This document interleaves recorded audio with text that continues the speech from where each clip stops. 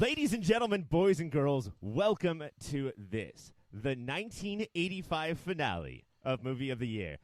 Movie of the Year, of course, is the show that has the screaming in science to determine what is the greatest movie of any given year, and we're going to do it tonight. We are going to actually determine what is the 85-ness, rootinest, tootinest, fresh and fruitinest movie from 1985. My name is Ryan, and I will be your host for this incredible evening. With me, as always, is my two gentlemen who pulled off the basketball shorts and for this special night put on basketball pants. Greg, you are here. Are you excited? How are you feeling? Ryan, one of the reasons I was fired from hosting duties is because I would always say what movie was going to win Movie of the Year. And it's unfortunate that I didn't make it to 1985 because I have no idea what movie is going to do it. There's too many that are too good. And that often causes the vote to split. And it's one of the most unpredictable nights in Hollywood, they say. And I think it's more true. I think you'll see going forward that's more and more true. Let's say it at the same time. 3, 2, 1, the Goonies. The most unpredictable night in Hollywood. Mike. Yes. You are looking so dapper. This is the first time we've recorded a podcast in the quarantine where you've actually combed your hair. Mm-hmm. You have shaved, or like you've trimmed your beard, which I really appreciate, because what was happening in your neck was out of control, and you have taken care of that for this special, special night. Yeah. What was that, an arrowhead? It was mostly an arrowhead in my neck. And, see, I meant to say, I meant to say on your neck, but I accidentally said in, which is just what a great time for bits from you two. That's just what the audience needs is bits from you two. I don't ever like anybody to misspeak without pointing it out. A funny thing you can do is pretend like they really meant to say that, and you're just confused about what they mean. I think it was great Greg character work, because Greg, the character that you kind of have is one of your friends, allegedly, comes in with a fucking arrow through their neck, and your response is, oh, what is that, an arrowhead? Well, yeah. That's how you handle the emergency. Same way if you got a new haircut. What is that, a new haircut? I don't like to judge. If your new thing is having an arrowhead in your neck, I'm not going to be like, oh my God, because then you're going to feel alienated from me. I am what they call, I like people to be codependent. And that's what I do. So if you have an arrow in your neck, I will not say you have to address that right away. That's not me. I'll be in fact, you're the kind of person who starts thinking, should I have an arrow in my neck? Yeah. And then you just go get like the Steve Martin one. Because it's not real solid. No. It's performative. You know you can take that off at any time. I bet Gallagher would have put an arrow through his neck. Stupid Steve Martin. Guys, let's start here. There's so much to discuss tonight. This is a very special two-part finale. It's a finale for a lot of things, not just 1985, but for a lot of things. I hosted this season, and I just sort of want to get in sort of like a roundabout open discussion, free forum, sort of like compliments about how I did as far as this being my first season that I hosted. Inarguable, you hosted between a dozen and 16 episodes. Yeah. Building off what Mike said, you showed up every show, which I appreciated. Why don't I say this real quick? At any point, I can wake Drop Pad up, and he can start scoring this shit. I will say this as you as a host is no host has ever gotten as many points as you have throughout the season. That's true. That's true. Honestly, Mike, you know how to compliment me. Like, I know that you didn't mean it, but I am so complimented by what you just said. I thought there was something interesting about having somebody who knows about movies host the show instead of somebody who has seen 3 or 4 movies and did not care for them. Greg, I don't know if you know this, but Mike and I are on a different podcast called The Superhero Show. You guys? And we had to replace the host, and that is Cassie, who we love and is awesome and is now part of the Pop Filter family. But it's the same thing. She has never seen a second of any of these shows and continues to not watch them even as host of the show. Yeah, we're often like, so here's who Superman is. Here's what you might need to know. Wait, is Superman the spider one? The man that's a spider? No, yes, surprisingly enough. It sounds like a super arrangement. We I think that we all know, the audience knows how we felt about this year. Like, they've been listening to us fucking jerk off all over each other about how much fun this has been all season long. I do want to mention the fact that, again, tonight is not a competition. You guys are not fighting each other. It's time for all three of us to be friends equally. Finally. Not only are we going to be revealing bracket style who won Movie of the Year 1985, but we also Gangnam Style. Remember that? Gangnam Style? Anyway, Movies continue, Gangnam Ryan. Style. I can't wait to not host anymore. We're also going to be giving out a ton of Moody's Movie of the Year, MOTY, Moody's. That's how they are named. We all voted.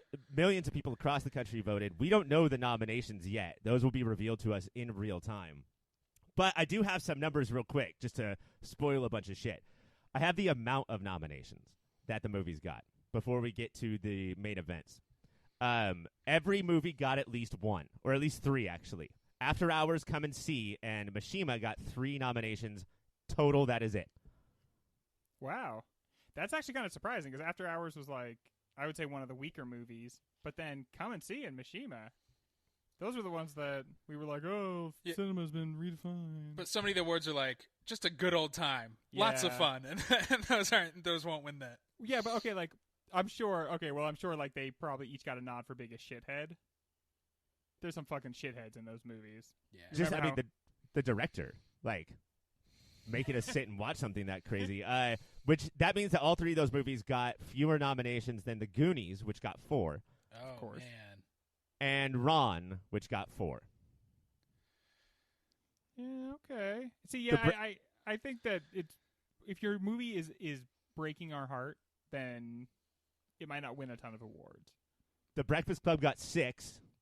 Back to the Future got 9. yeah, it did. And then coming in with 10 nominations each was Brazil, and not eligible for the bracket, The Color Purple, 10 Moody nominations tonight, which is 1 fewer Oscar nomination. It won 0 Oscars, guys. Are we going to make The Color Purple go 0 for 10 tonight and relive Oscar night all over again? Yeah, Oscar night, Oscar night. Well, Ryan, that's just another one of the many reasons they call it the most unpredictable night in Hollywood. They do that, don't they? Mm-hmm. You're gonna, yeah. I'm setting this up as a reoccurring bit, so you're gonna hear me say it. I'm gonna say 3 more times. Well, that's gonna be the new shit's coming out. It's Movie of the Year, the most unpredictable night in Hollywood every week. All right, guys, we're going to take a break. The intro is now over. It's time to stop having fun and start being real. And when we come back, we are just going to kick out one of these 8 movies. Hola, Filterinos. I just wanted to interrupt real briefly and say thank you for listening. Thank you for your support. If you want to support us a little more directly, you can go to patreon.com/yourpopfilter. There, depending on what tier you pick, $1 a month, $5 a month. If you're crazy, anything more than $5 a month, don't do that. You can get extra content. There's extra shows, extra series, behind-the-scenes stuff. You could pay for Ryan to draw you a picture. I can write you a poem. You can get the shirts off our very own backs. All of that and so much more over at patreon.com/yourpopfilter. While you're on the internet, you should check out Shady Monk. He does all the tunes you've been listening to. He's on Bandcamp. He's on Spotify, SoundCloud, wherever kids get their music these days that I'm too old to know.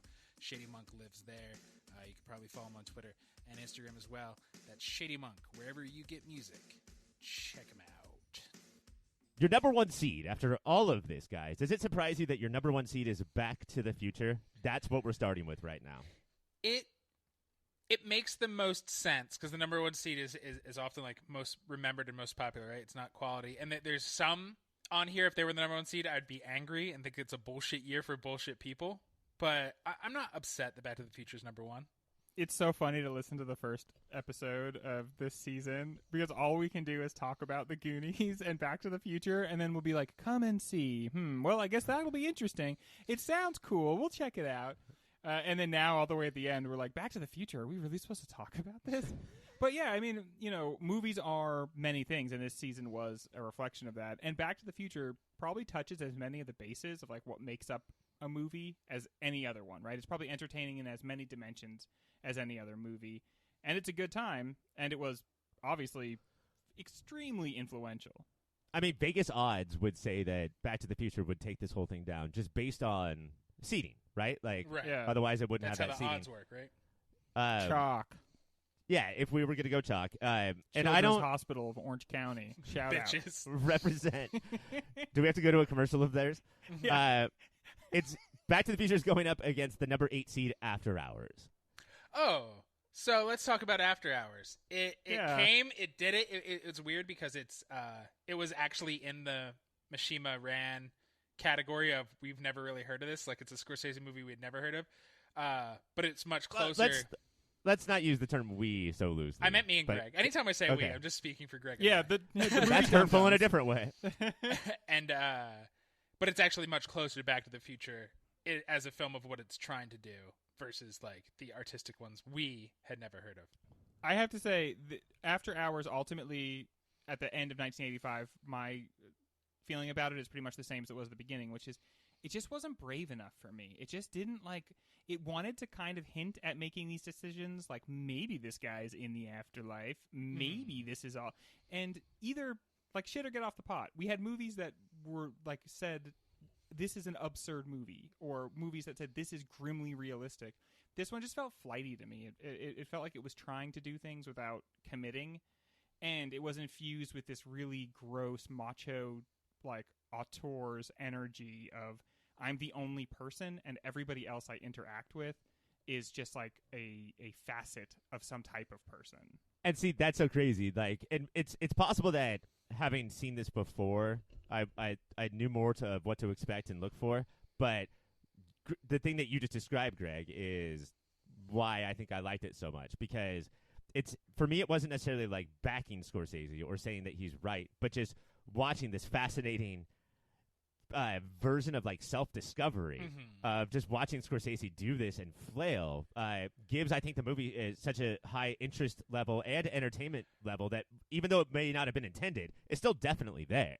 Yeah, I really enjoyed it, and I also, especially because I think of it, it's almost an admonishment. It's Scorsese saying, I'm the only person who matters. But it's also, look at the self-created hell then the Griffin Dunn character is in. Like, he makes all these weird situations worse. Everybody's night is worse because he showed up in it. And so that is a very interesting, if we're saying he is the Scorsese figure in the movie, that's an interesting angle. And Yeah. I like the idea that I really think that of all the endings that they talked about, the one where he just ends up right back at work, and so the movie kind of makes its own loop, I thought was very effective. That's Yeah. a cool ending for the movie. I think that ultimately the biggest issue is like the I think bravery or courage, Greg, is an important word, because Martin Scorsese, I really think, intended to take himself to task, and then like so many artists do, just right at the end, they're like, "Yeah, but I'm pretty cool, right? I'm So, a lovable like, scamp." You got to admit, I'm kind of sweet." And that, I think, probably did it more damage than the batting average of the movie, which is another thing you have to take into consideration. This is an episodic movie where it's, Alice in Wonderlandy, where it's one event or character after another, and I don't really want to look What at do they that say, as like, picaresque? yeah, I don't want to look at that as like this one was better, this skit was better than this skit was better than this skit. I think ultimately the message just didn't come across. As opposed to Back to the Future, which I do still think, even after talking to you two, is a pretty nearly perfect movie. And the message comes across is, if you go back in time, you will almost sleep with your mom. And I on watching it this time, I really did like that the message I picked up this time more than I did when I was a kid was that we think of our parents as perfect angels, and honestly, like especially in the 80s, like the kids are kind of parents to the parents because they had such fucked up childhoods that they like kind of became broken adults, and so now it's left to the kids to sort of like try to treat their parents with kid gloves and try to figure out and solve their problems, which is what also he did as Alex P. Keaton, right? Like he was kind of like the adult in the room with those parents. Is that just because he was super into Reagan? Yeah, because he was the conservative Republican professional. Fuck him. God, yeah, I know. There was a show that like celebrated that. But I mean, like, I still think it's a good premise, because every sitcom was the opposite of that. You have conservatives who always have hippie kids, like new age kids. And I get where he's coming from with the parent thing. Based on my parents' voting record and social media output, I do feel like I am now officially back to being the parent. All right, guys, it's time. Back to the Future or After Hours? Which moves on to the semifinals? The final four. Greg, Back to the Future or After Hours? Back to the Future, Slammy D. Michael? It has to be Back to the Future. Back to the Future it is. When we come back, let's hand out a Moody. The first award of the night, just like the other award show that shall not be named, is Best Supporting Actress. Real quick, gentlemen, I want to talk about two people who were not nominated, which the Oscars never does. Why doesn't the Oscars stand there and list every single person that was not nominated that year? Yeah, it is a short show. They should probably start filling in some time. Not nominated. Which one of these blows your guys' mind more? Oprah Winfrey from The Color Purple or Olga Mironova from Come and See? That is more surprising based on just who we are. And anti-Oprah stance on the Patreon's Color Purple. I guess you guys took issue with her before. I guess I was blown away by her performance and you guys took issue with it. So I'm surprised by that. Both are big performances. Yeah. I mean, Olga Mironova doesn't have as much screen time, for sure, but what's her name? We'll say Olga. But the way that she acts, it's clear that she's new. It's like she's a rookie and everything is weird. Everything's weird for the audience. Everything's weird for her. And I guess I'm not surprised that she wasn't nominated, but I still wanted to point it out as just like what a crazy experience it was to watch her, much like it was to watch any aspect of Come and See. Yeah. All right, your first actual nominee is Rosanna Arquette from After Hours. Yeah, hell yeah. I think of all the people in After Hours, I think she was one of my favorites. She invites you to think of her as a very simple person. But she's obviously up to something. She's some sort of compulsive liar or something, and he thinks he's messing with her, and she does a really good job of pulling that part of it off, but then also kind of messing with him back. And she's like the inciting incident for him, right? The White Rabbit. She's the White Rabbit that pulls him in. And the Arquette family, man, just all of them but one consistently deliver amazing performances. Wait, which one are you saying doesn't? Oh, I'm really not into the one from They know. Your next nominee is Margaret Avery from The Color Purple. This is Suge. Yeah, when you first meet her, there's no way you think she will be one of your nominees, and then the amount of humanity in life Avery injects into Suge is a joy to watch. I think she actually has a moment that isn't Oprah bad, but doesn't work totally, where she's in the bathtub talking about how her dad loves her. He just doesn't know it yet. Yeah. There's a little bit of staginess there that made me worried, but it's her with Celie for the rest of the movie. It's the scene on the bed. It's the scene with the letters, which she is not the spotlight of the scene with the letters, and yet is still so perfect in that scene. And then, of course, all the singing. Right. Maybe you shouldn't get extra credit if you're an incredible musical performer, but she's getting it from me. I feel like she does a really good job of bringing a lot of the energy from the book that might get lost a little bit in translation. And she doesn't have the build of the Suge Avery from the book, but she still manages to have all that life. You believe that this is somebody that people either want and love or hate because they want and love and can't have. And she really brings out that huge response in everybody. It was just a virtuoso performance. Your next nominee is Akosua Busia, who is Nettie from The Color Purple, who we get to see as a child in the beginning and an adult at the end, but they did not recast. They just gave her different makeup. They said, you know what, we're going to have only Whoopi as the adult, but we can bring Akosua back as the adult. Which is, I guess, not talking about the performance, but is an interesting comment on how many people don't really grow up around Celie. Like we talked about, all the kids stay the same. Like it's just saying she grows but doesn't see anybody else is growing. But Akosua, in the little screen time she gets, does great. She makes you for a while almost want to follow her because you get why Celie's in love with her very quickly. Do you think it's too little screen time though to take it down? No, I mean that's the point of the supporting, right? That scene, I mean, honestly, she probably got this high because of that scene where Mister is throwing her out of the house. That like when she looks back at him and just says like "why" with her hand. Oh yeah. That I mean that that is like obviously was upsetting for them to do as actors. It's upsetting to watch. But the amount of pathos she brings out in that scene, you don't need to do a ton more scenes when you do one that effectively.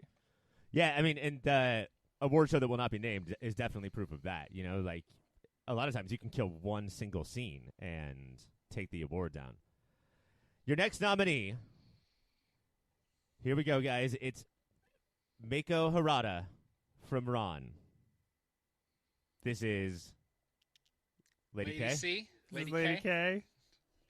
This is her.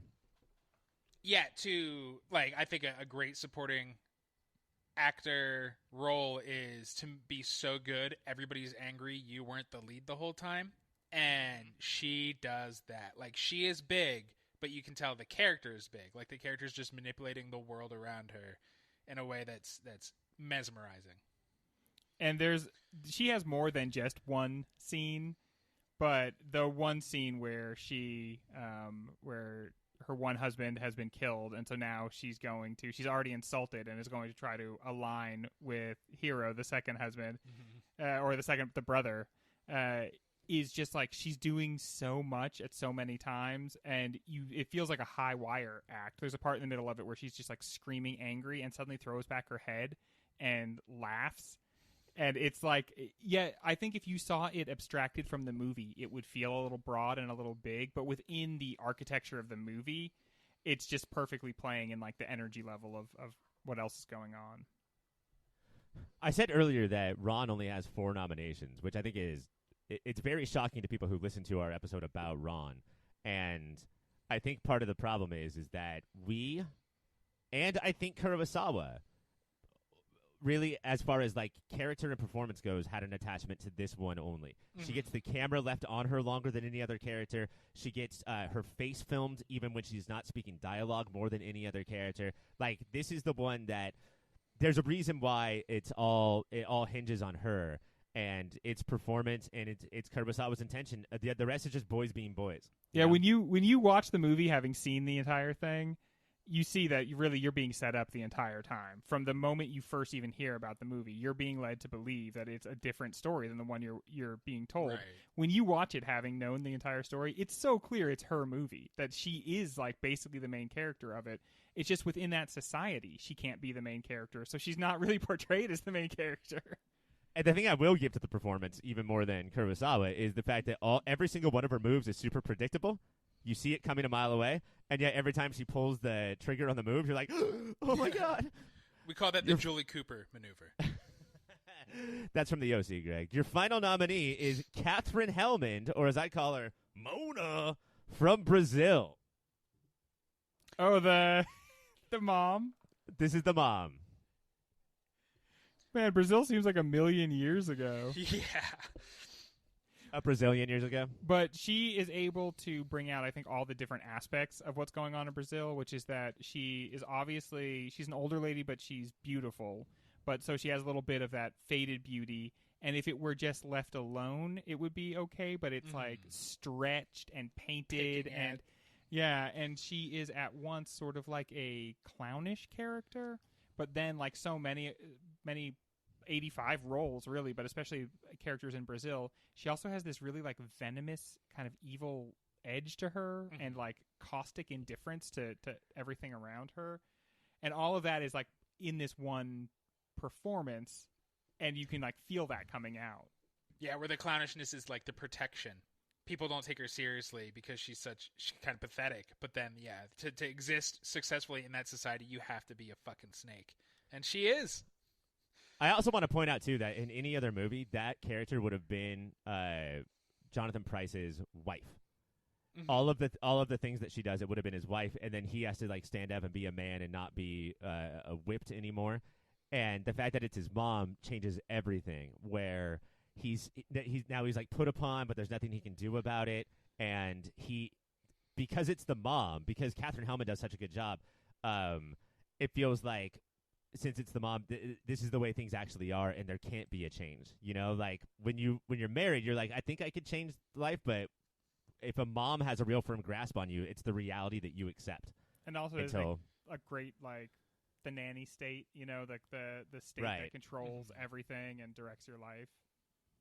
Just Fran Drescher cackling and telling you what to do. And what does that sound like, Mike? Shit. She's building a wall. That's why she's the GOAT. Your nominees for Best Supporting Actress are Rosanna Arquette from After Hours, Margaret Avery and Akosua Busia from The Color Purple, Mako Hirata from Ron, and Katherine Hellman from Brazil. Guys, what do we think before I open this envelope? I'm gonna go. I'm saying Margaret Avery as Shug Avery. My guess is Lady K as Lady K. Your winner is Mako Hirata from Ron. It is Lady Kada. I know we say we don't get points in the finale, but it does feel like I just got a point there. I saw that you just wrote something down. Are you keeping track of your own points? Yeah, I'm scoring us just for me. My own homebrew point system. I'm Good losing. For her, man. I got to tell you.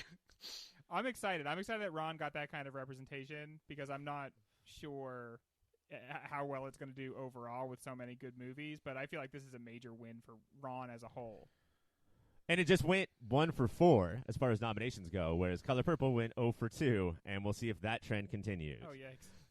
When we come back, we got to kick another movie out of the bracket. Hey, guys, thank you so much for listening so far, and let me just tell you that everything ahead of this commercial is much better than what came before it. That's my guarantee. While I have you here, let me tell you about a website. It's called yourpopfilter.com, and it's everything you need that's related to Pop Filter. Everything Mike, everything Ryan, everything Greg, everything Cassie, everything is there at yourpopfilter.com. While you're there, go to yourpopfilter.com/Amazon. Make that your new Amazon bookmark and do your shopping from there. That way, we get a little piece of the action, and Amazon doesn't. Make sure you're also listening to everything that Pop Filter has to offer, which includes the Superhero Show, a podcast that covers every single TV show that's based on a comic book or comic book property, and Movie of the Year, where we sit down and try and figure out what is the single greatest movie of any given year. That's Superhero Show, that's Movie of the Year, and that's yourpopfilter.com. Rate, subscribe, review. Bye! The next matchup, gentlemen, is number 4, The Goonies, versus number 5, Come and See. And before we say that we should just move on, I want to point out the importance of this matchup, especially to new listeners, of what it means to choose a movie for a year. Come and See. If you have seen both of these movies, The Goonies and Come and See. Come and See is inarguably better. Even if you are of the age of The Goonies when you watch the movie, even if you were a Goonie at one point, you acted in the movie, it's really hard to say that The Goonies is a superior film. Which, now I'm thinking about you have a kid who is Goonie age, and you instead show them Come and See, that's some fucked up shit to do. But we're not necessarily here to do that. Not a lot of people know about Come and See. None of us had seen it before the season started. The Goonies is 85 as fuck. People still talk about it to this day. Is this a slam dunk? You could kind of give you, like, this is where you could jockey for position and argue, I wish I had more sports terminology, is that, or knew how to say that word, is that there's another one coming that's very 85. We already know Back to the Future's in there, so couldn't we argue that the populist 85 slot is handled, so let's get Goonies the fuck out? I do every battle in a vacuum, but I'm a professional. I do things correctly. That might not be how you do things. There's different tactics. For me, there's different ways of determining how an 85 movie of the year will be chosen. So Goonies was 85 as funk. Everybody paid attention to it and everything, and nobody paid any attention to Come and See, at least in America.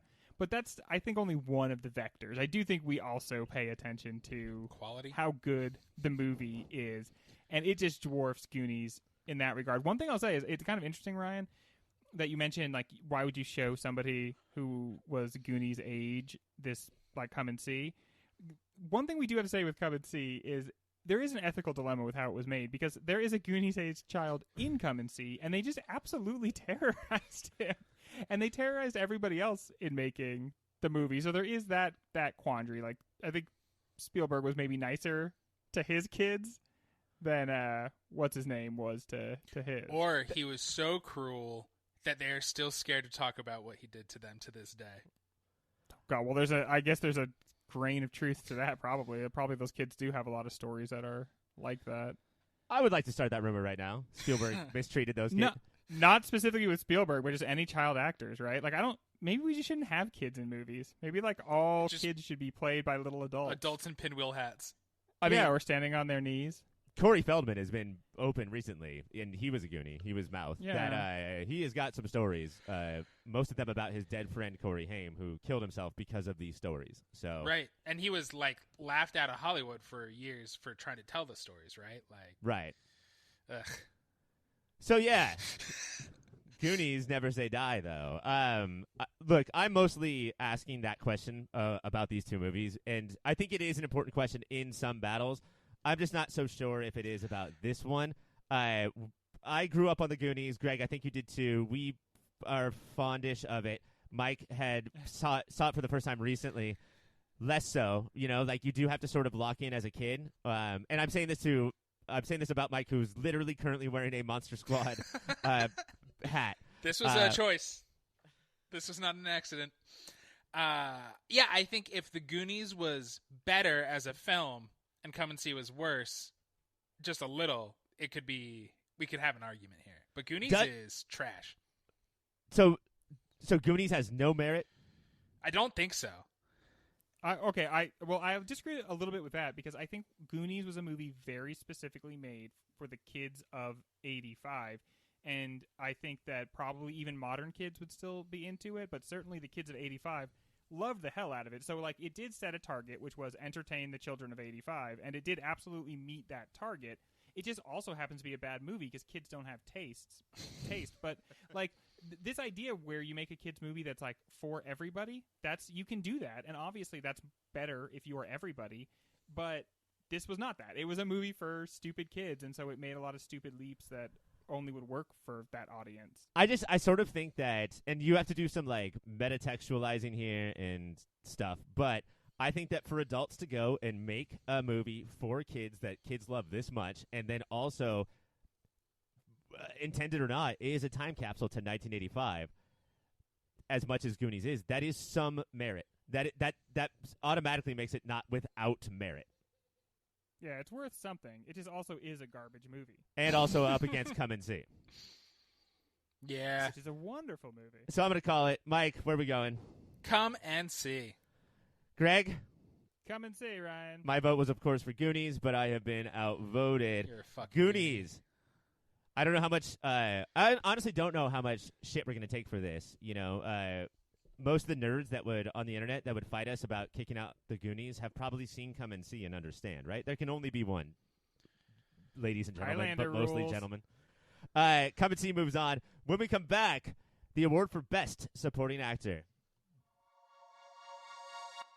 Gentlemen, we're back, and the next award is Best Supporting Actor. Interesting about this one. Well, there's a lot of things interesting about this one. We have to have 6 nominees instead of our usual 5 because of the way that voting came out. The nominees are insane to me. We'll get to those in a second. Here's who was not nominated. Anyone from Ron. Whoa. Now, we talked a lot about Lady K in the last one and about how, like, she was the performance that we cared about the most and we're supposed to care about the most. But does it surprise you that no other supporting actor, which I would say that is everybody except for Old Man Gray Hair, got a nomination here? Yeah, I thought the oldest son, and I don't think he even got a lot of play on our episode, but I thought he was great. And so I kind of expected him to get one. Not the oldest son, the youngest son, Blue son. The youngest son, Yeah. But that was part of it, too, is that the oldest son dies so early, and the youngest son doesn't come in for so long after his intro scene. I think this might be a case of a lot of people splitting the vote for each other, because even when you get into, like, the entourages of the various people, the acting, this is quality acting across the entire movie. It's fair. It's the stylized kind of Kurosawa acting you expect. But they might have all just kind of, like, diluted it because it feels like there's, like, 50 characters in this movie. Oh, Greg. What you're saying makes sense, but you're about to see how insane you are. Greg, the first nominee is Robert De Niro from Brazil. Okay.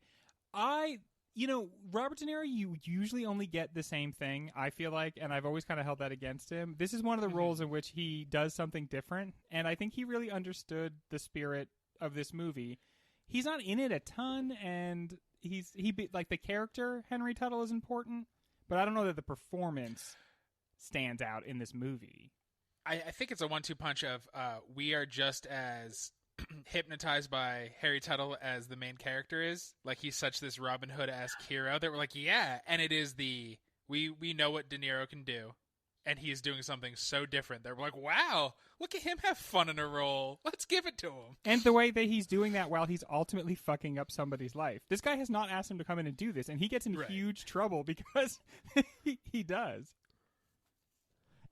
The other thing we have to think about, too, is that are we better than the Golden Globes? Are we better than the Emmys? We have a chance here to nominate a superstar, and then they're going to come and pick up their award at the studio. Like, we're going to jump on that opportunity, right? This is Robert De Niro. Is this a award for me? I don't think he... Is this a award for me? I don't see nobody else here. Robert, are you here right now? That's pretty good. I think this is our first De Niro movie that we've done, if this counts. And so, we have to jump on nominating. We did Joker and Jackie Brown. Oh, shit. We've been like, honestly, we've gone all over his like performances. An Irishman. Is this our? Yeah, we've done a lot of De Niro. Meet the Parents. Little Fuckers. Well, we do quote those a lot. Rocky Balboa. Mike, the next nominee is Ian Holm from Brazil. This would be Jonathan Pryce's flummoxed boss in the first third. The of the Hobbit. movie. Most people know him from. Or as? I guess, nerd. His name is Ian Holm. He's been Hobbit. in a lot of things. Yeah, he plays like the evil of middle management very well because he is just this befuddled idiot. So you're like, oh, he's probably sweet, but he helps the death machine go just as much as anybody else does. And I think he inhabits that. He'll do anything just not to get in trouble. Yeah. But anything includes like doing some really odious shit as long as he himself is not going to get in trouble. He also has that thing that a lot of my bosses have had throughout my life, where not only do you want me to succeed, but you want to hang out with me so bad. And I'm just like, boss, chill back, I've got my own friends. Historically, I know that's the problem you've had with bosses. I always have to get fired because I won't hang out with them. I'm sort of like enough. the boss of my group of friends, so I think it'd be weird to have my real boss there.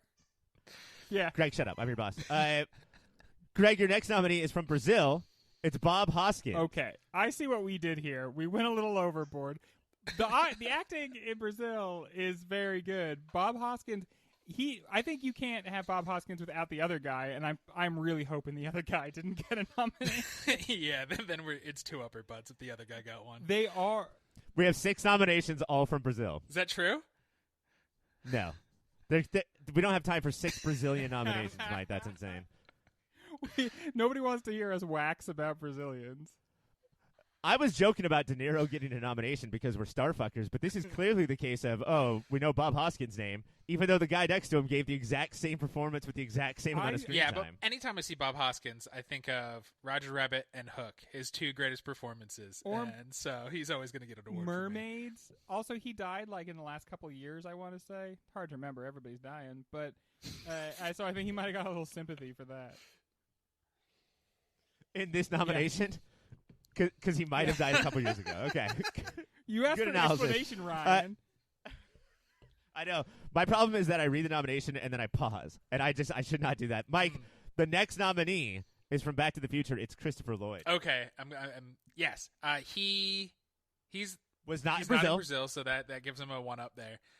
He's delightful. He's great. He feels like he could be just a cartoon, but he gives just enough grounding that you see this kind of sad, lonely old man, and you understand his friendship with Marty there. And it's in no dialogue. Like, it really just is behind his sad eyes while he's yelling about flux capacitors and building things to scale. Yeah, dang. This movie never bothers to explain why these two hang out. Like, there's... But I thought that rewatching this movie and the 3 of us doing a show about it in 2020, especially post Rick and Morty, we would spend a lot of it talking about their weird relationship, and we didn't talk about it at all. It just makes sense in the movie, and he's such a big part of it. They're both just sad, lonely people who don't fit in, and so they found each other, and I get that. Yeah, do you? There are good comedy performances, and then there's just performances that are really, really good that happen to be comedic. And I don't know that before this season I would have thought that his performance is that, but it really is kind of like a nuanced and measured crazy scientist performance. Can he win, though, seeing as how he did not even have the time to make the models to scale or paint them? Yeah. Not in my house. I think if he hadn't drawn our attention to it, maybe we would have let it slip through, but he underlined it, and now we're looking at it. Greg, the next nominee for Best Supporting Actor is from Brazil. Don't say. It's Michael Palin. Okay. This is no Bob Hoskins nonsense. Palin, again. No offense to the recently dead Bob Hoskins. Maybe. Potentially dead recently, Bob Hoskins. Palin is really giving the same kind of performance that we were talking about with Mona earlier, where you get to see him as a coward, you get to see him as a mid-level functionary, you get to see him as a vicious interrogator, you get to see him as like a friend who doesn't know what he's going to do, and all of these things together really are like the culture that's portrayed in Brazil, the movie. I loved watching. Let's cast a Monty Python cast member as a straight, not just a straight man, but like a square, like a bureaucratic sort of father. He has kids, but barely. He doesn't know which is which. And yeah, or like what does he say? He gets more kids as they get older, or there's some famous line that I'll plug in here later.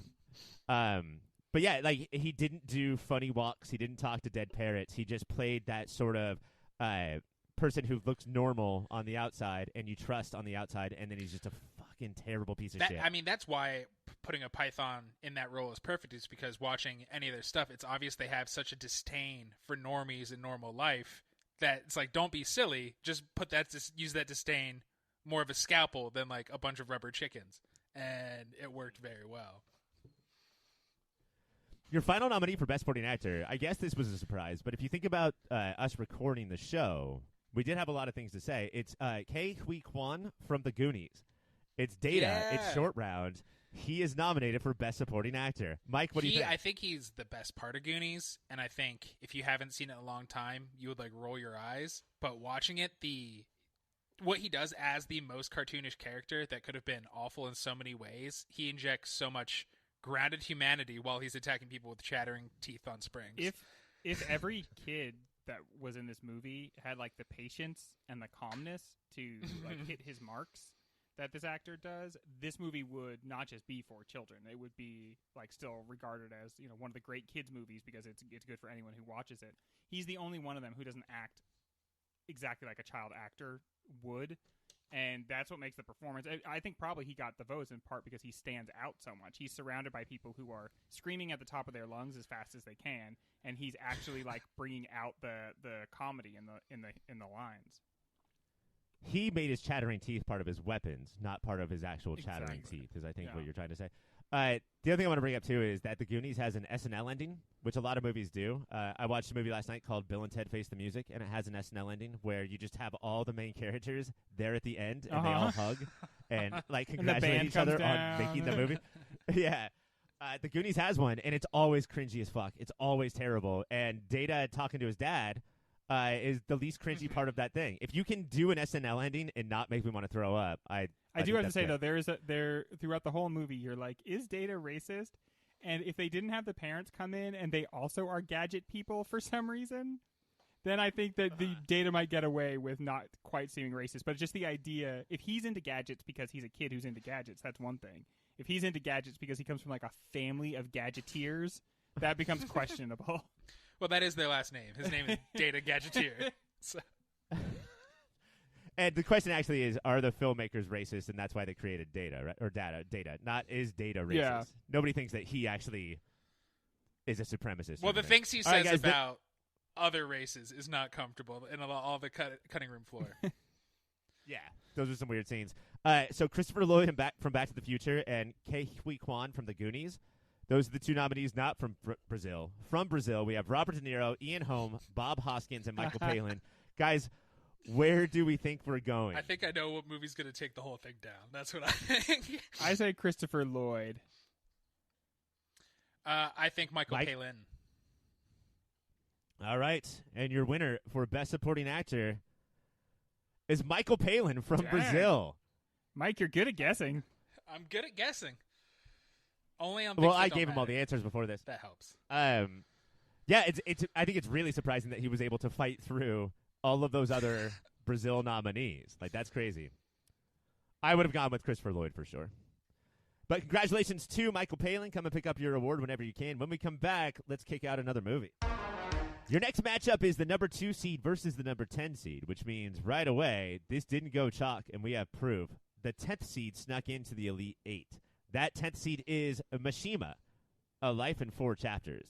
And it's going up against the 2 seed, The Breakfast Club. So this is yet another classic example, guys, of populist versus art, iconic versus quality, I guess. I don't know if you can say that. I don't want to throw out these words about either of these two movies. Why don't you guys throw them out? You do this job. I am so glad that we had the foresight to bring Mishima into it. You know, it as you said, it wasn't chalk, and so we made a good choice. I think it might have been in part because 4 chapters seemed short to us. Only 4? and it turned out not to be. Breakfast Club, this is a movie that fell in my esteem during this show, and so I guess it was okay. It's not bad or anything, but I remembered liking it a lot more when I saw it when I was like 20 years old. Now, is that because of filmmaking, because of messaging, because you've become a dirty, bitter old man? Like, what do you attribute that to? Not being a dirty old man. So cancel that one right away, okay? But bitter for sure. It I guess because now I look at movies and I think about, you know, diversity a little bit more, and there's none in it because the kids feel a little bit less realistic than they used to, but I'm older than I used to be now, so maybe I was a better judge of what like teenagers were like when I was 20. Teenagers don't seem realistic because they are just shells of real human beings. Like, they really are just flattened characters in the real world. Wait. Yeah. I thought that was very accurate about the movie, is that it shows what two-dimensional monsters teenagers are. We're brains, we're criminals, we're athletes, we're princesses, we're freaks. Let me go through Mishima's journey. Also not a diverse movie. Gonna point that out. That's very true. Good job, Mike. Always has that comment online. In the Battle of 32, Mishima beat out Witness, which is like a top 10 box office hit from that year. And then, but that we had like zero interest in. Yeah, I mean, we never considered. The second round, it beat out Out of Africa, the Academy Award winner for Best Picture of that year. We like Paul Schneider, and we're aware of that. I hope that's his real name. Paul Schrader. No, I meant the guy from Mad About You. No, that's Paul Reiser. Damn it! Are you talking about Brandanowitz from Parks and Rec? Yes, always. I confuse my Pauls. We like this filmmaker, and it seemed way more interesting than either of those two boring-ass sounding 80s movies. Yeah, I think that what we did, and maybe this is because this is like the 5th season of Moody instead of the 1st, is we were like, I think we already know our opinions on that movie, even if we haven't seen it before. You know, like that is classic white people awards bait, right?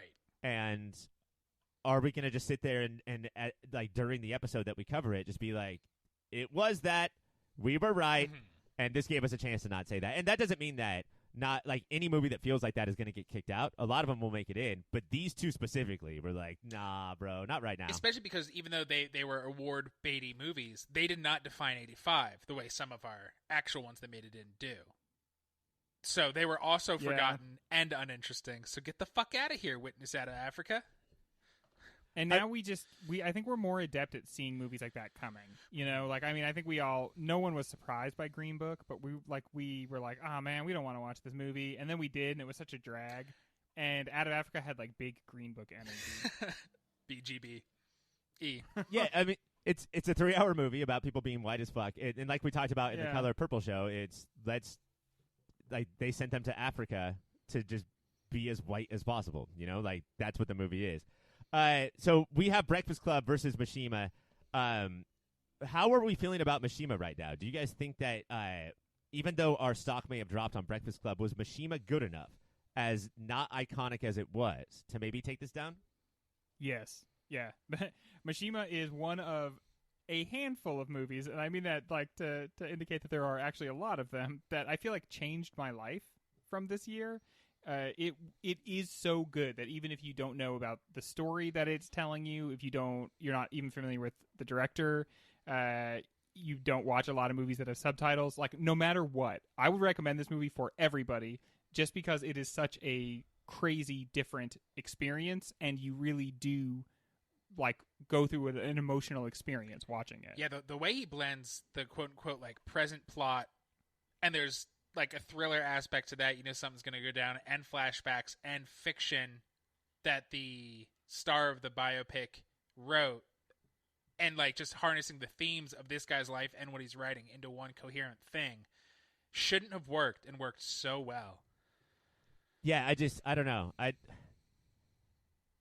I'm not sure about your use of the word coherent, and I liked Mishima, and I'm glad I watched it, and I'm sure that I will bring it up for the rest of my life, if for no other reason than to like, brag about how many movies I've seen. But the other like non-populist movies on this list left me in such a different way, and this movie left me appreciative and cold.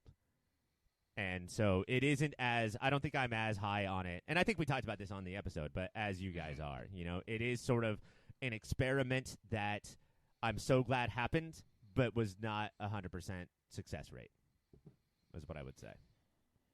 Yeah, its central message is one that I have just like been mulling over in my mind, and it, which is essentially like, what is there a value to action in and of itself, even if you can't think of a really good action to take? Should you just do something, because then your life is defined not by words, not by what you say, but by what you do.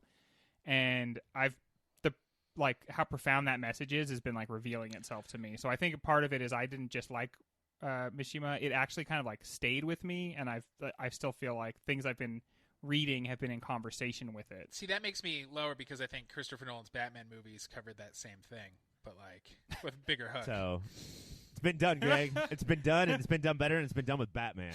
All right, guys, we got to go. One of these has to move on. So, Greg, The Breakfast Club or Mishima, A Life in 4 Chapters? I'm a Mishima man myself. Mike? I never got into chapter books. No, the reason I said Mishima, I wanted to talk about it then because I think it's going to go away, because Breakfast Club I do think has merit and does define that year. So my vote must go that way. And I'm sorry, Greg, but The Breakfast Club moves on. I was not the biggest fan of it either, but I do understand its importance. I understand why it lingers, why it is still such a part of pop culture. And Mishima it didn't resonate then, and I just don't think it resonates enough now. But I'm so glad that it changed your life.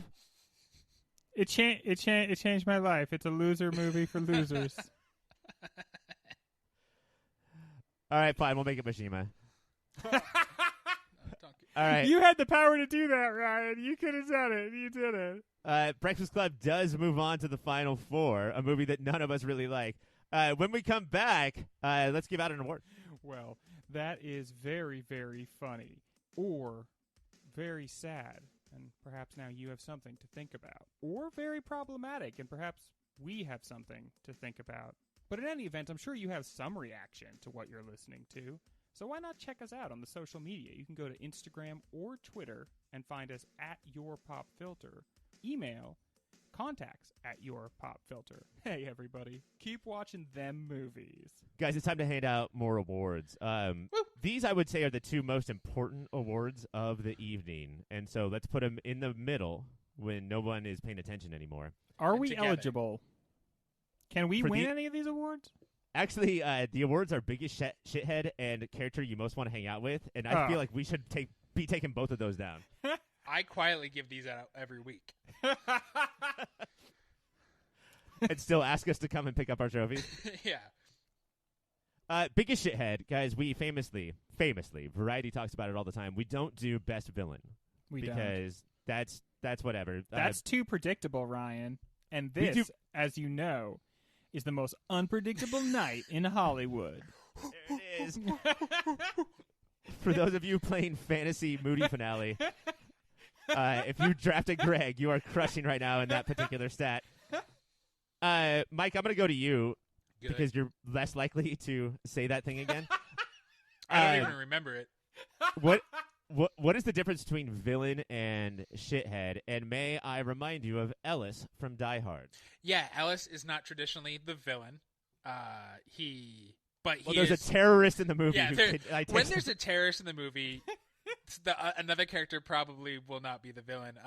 But he is. I would rather hang out with the Groobs than Ellis, as most people would like to. Nobody wants to hang out with Don Jr. coked out. So they want to hang out with Donald Trump. the terrorist, yes. All right. So that I think that defines it.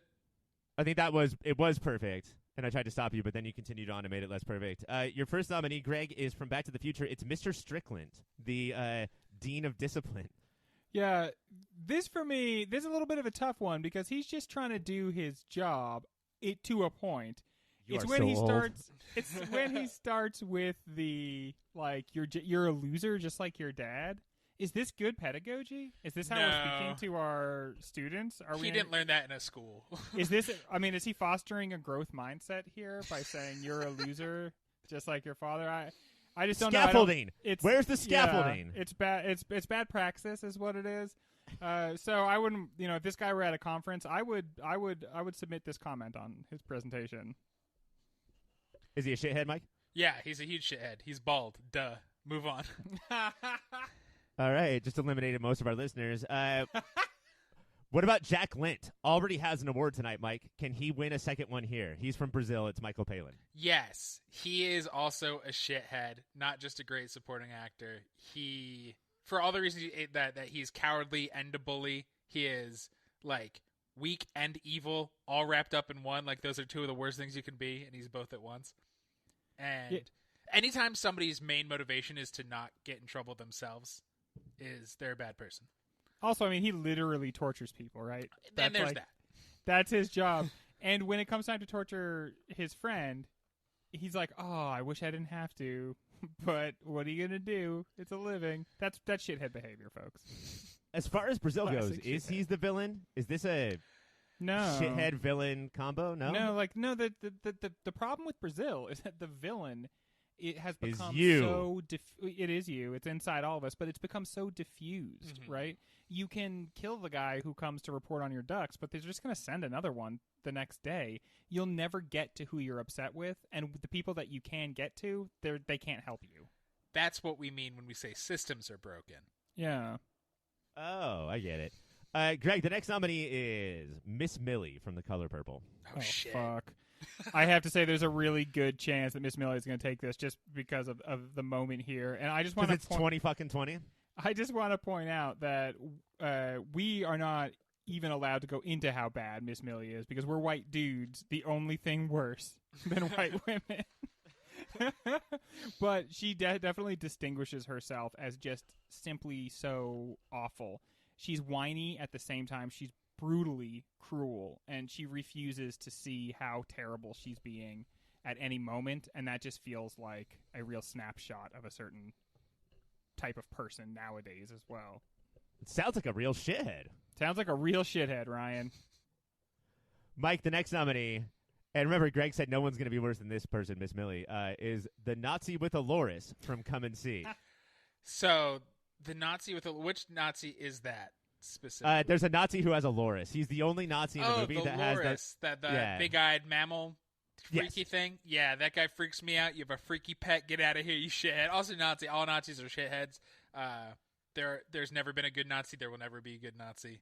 He's got that weird decadent Nazi thing though. That's like extra, like it's extra gross on top of how terrible it is because it's like ooh exotic pets and like gold rimmed cars. Ladies kind of dressed like dominatrixes. It's awful. He's the kind of guy who makes like a bunch of soldiers carry his cappuccino machine from one place to the next. It's a carnival you of haven't evil. had a cappuccino in weeks, but I might want one today. Greg, the final nominee for Biggest Shithead is Troy from The Goonies. Which one is Troy? Troy is it's sort of her like the girl's boyfriend, but not. Oh, the like country club kid. The country club kid who takes a firework of toilet water right into the butthole. So he's a shit I don't butt. know. If there's anything that we hate right now more than like Karens, it might be and Nazis, evil young men who just go around terrorizing people. He's a real Kushner type. Your nominees are Your nominees are Mr. Strickland from Back to the Future, Jack Lint from Brazil, Miss Millie from The Color Purple, Nazi with Dolores from Come and See, and Troy from The Goonies. Now, Greg, Mike has predicted every single one of these correctly so far, and you have not. Where do you think this is going?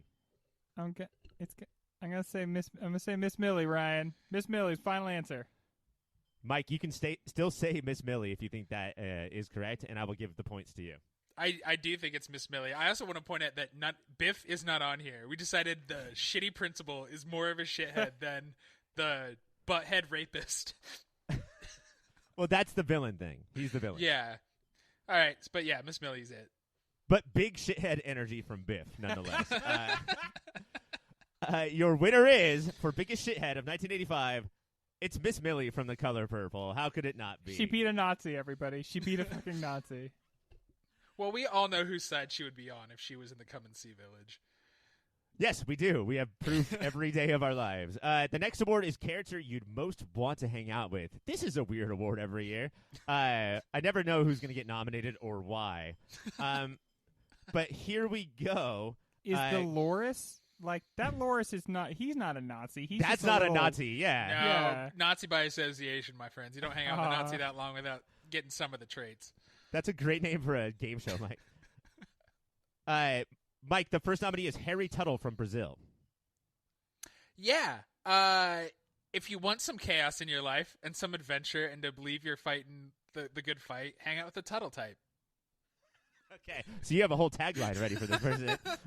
I would feel so uncomfortable with this guy. He comes into your house and makes illegal modifications. Let me decide if I want to fight the state or not. Don't you just come into my house and start tinkering. Isn't that what we're all missing, though? Is somebody just come into our house and tell us what to do? Just make us do it. Yeah, it's that guy who comes in and gives you free cable. Like, that guy's awesome. The next nominee is from The Breakfast Club. It's Brian Johnson, and that is Anthony Michael Hall. And if we had to explain which of the characters from The Breakfast Club we are we all three of us Brian Johnsons? Yeah, just three Brian Johnsons hanging out. I was a Brian Johnson who thought he was an Ali Sheedy in high school. Honestly, I probably think so true. I think I'm closest to Ali Sheedy because she's almost like invisible. But if there was, there's probably another kid that's in there who they're paying even less attention to. That would be me. Also there. I swear. And so that the Breakfast Club later would be like, "You weren't there," and I'd be like, "No, I was the whole time, actually." Mike, that was my high school experience. Mike, the next nominee is Suge from The Color Purple. Yeah, I mean, she's going to sing. That's a lot of fun. She's going to make you feel bad, then make you feel good. That's what I look for specifically in Friends. The big upgrade from you guys to Suge is that when she sees me, she's going to say how ugly I am, but then later say that I'm not ugly. You guys still have yet to do that second thing. It's a two-part thing? We just double down. Greg, it would be Suge, hard you want to hang out with her? It would be hard for me. I think I would be one of these people that is like in love with Suge so much, and then every time there's a new boyfriend or she suddenly picks up and leaves, would just be heartbroken. But yeah, I have to say, it would be very like on brand for me to be to want to hang out with Suge Avery. That sounds like a different character from The Color Purple. So Greg's personality, if he had to explain it, is half the sixth kid, invisible kid from Breakfast Club, and Danny Glover from The Color Purple. Oh no, I think I know the biggest shithead on our show is. I was going to say Seeley. I thought I was going for a Seeley energy. Greg, the next nominee is Sloth from The Goonies, as far as hanging out with. Just hang out. He seems nice, I guess. I also like Baby Ruth. That's a quality candy bar. Icebreaker. I have nothing against him, but like I like how eggshell. Well, it's just like what's he bringing to the table? What are we gonna do? What do we have in common? Like what's a day like? I can imagine what like Suge Avery and I would do. What am I doing with Sloth? Same things. So we go to a bar and he sings a song that he wrote about me. Oh, absolutely. I'm in now. Yeah, I'm right back there. Your final nominee is Kaomi from Ron, played by Peter from Ron. This is the King's Jester. We all think we are funny, so it would be cool to hang out with somebody who also thinks they're very funny, gets paid to do it, and isn't at all. So I'd be down to hang with that. So we just ask for notes on how to get paid for not being funny? Yeah, like, you're very bad at this, but you've made a career out of it. How do we do that? His thing is, he's playing to his audience, though. and this is a bunch of people with zero sense of humor, and so like basically he can make almost any joke. What's interesting in this is he's a very political character, like always saying exactly what's going on, and it sort of inspiring people to do what they should really do. But I don't think that guy is actually fun to hang out with. You know, where he's just like constantly preachy. Yeah, teasing you about what you do wrong. Nobody wants that. Though I have taken his famous bit of when people think I'm going to start telling a story, I just stare off at the mountains for a long time. Uh-huh. It's hilarious. It gets them every time. Or that empty gourd thing. That's a good way to lampoon your boss.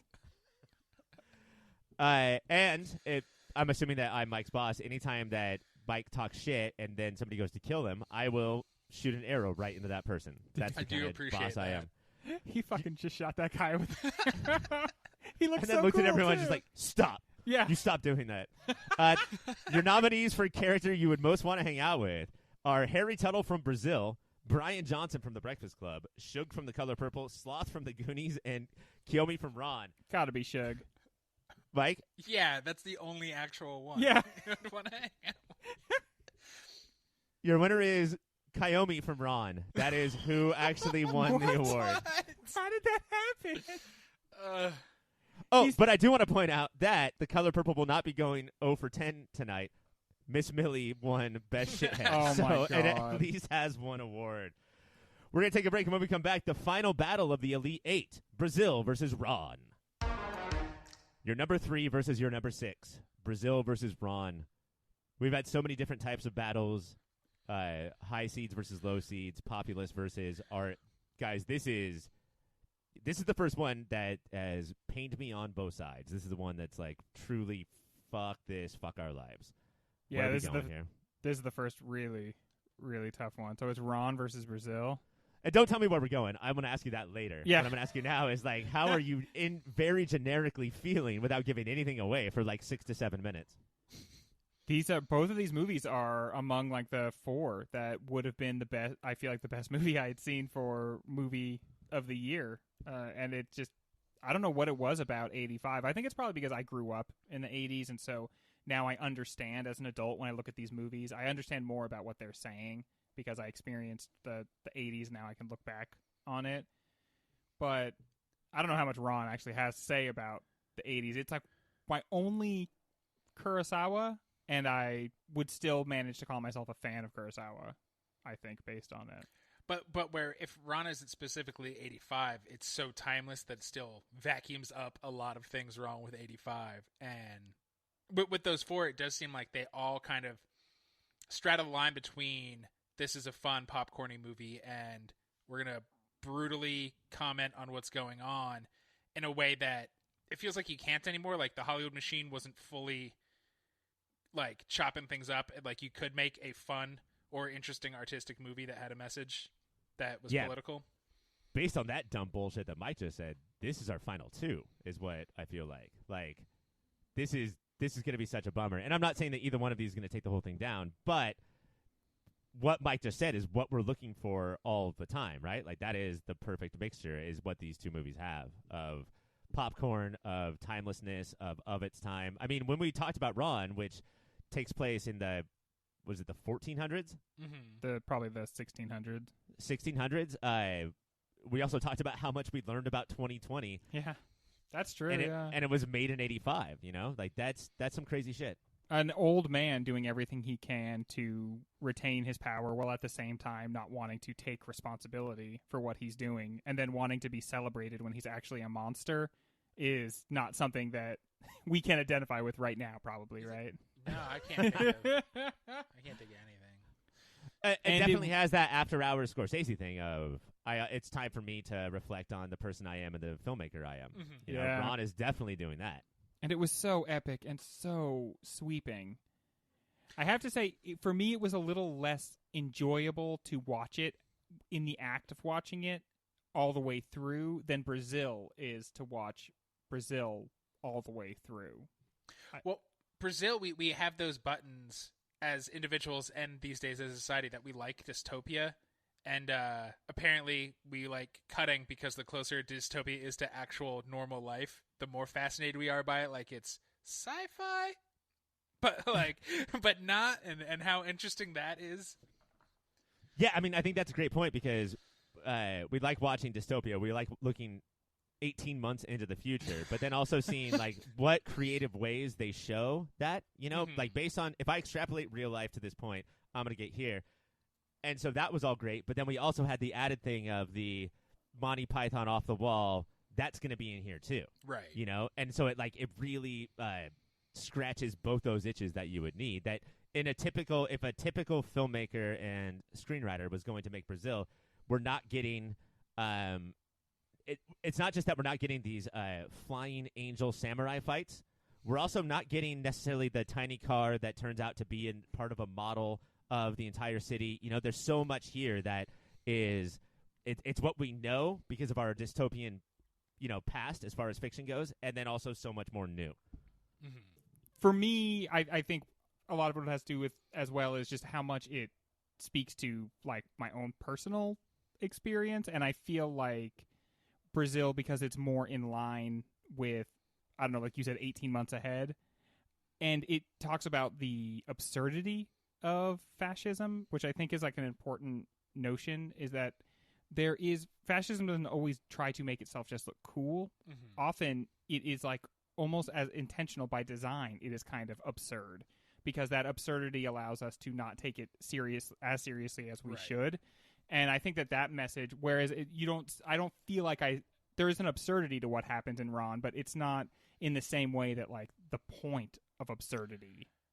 And like thinking of like talking about that, the dangers of fascism and different kinds of like government or whatever. So often when we think fascist, we think of Morton Joe from Fury Road, like obviously evil, and Brazil seems like the only one, or President Snow from the Hunger Games, like it's like, oh, clearly, but Brazil really talks about like how you distill the evil and make it feel normal, and that is way funnier, grosser, more realistic, like more fascinating, because it's rare that there's just a pure dark helmet wearing guy who's gonna be like, oh no, that's Hitler, okay, got it.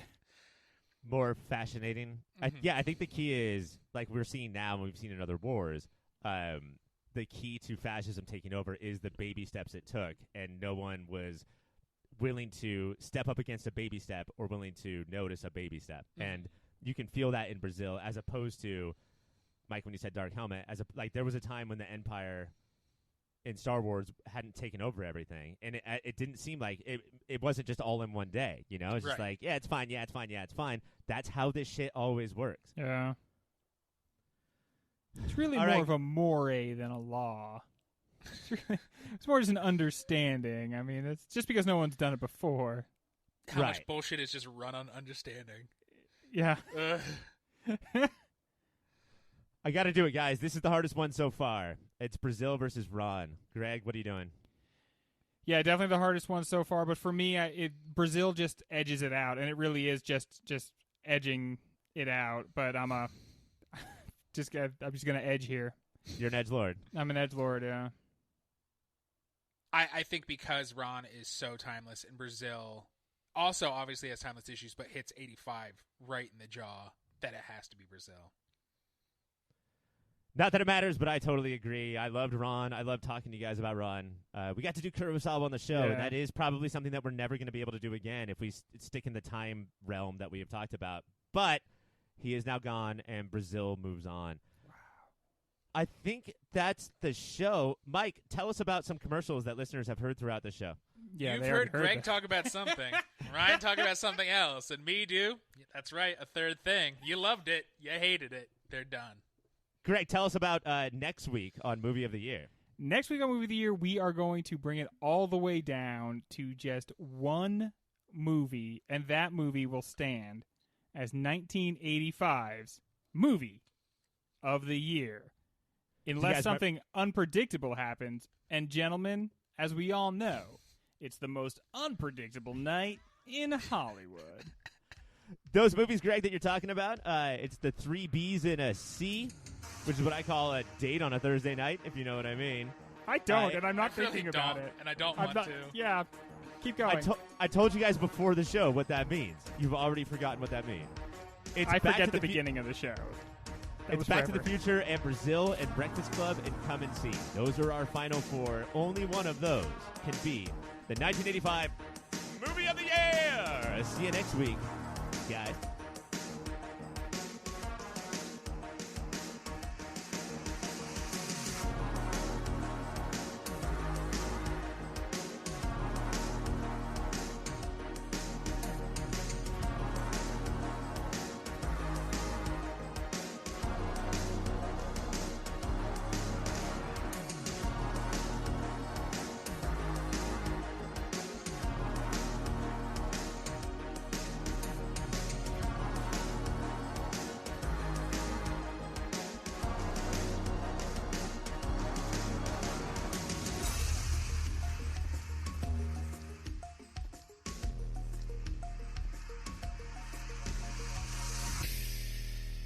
Highlander rules.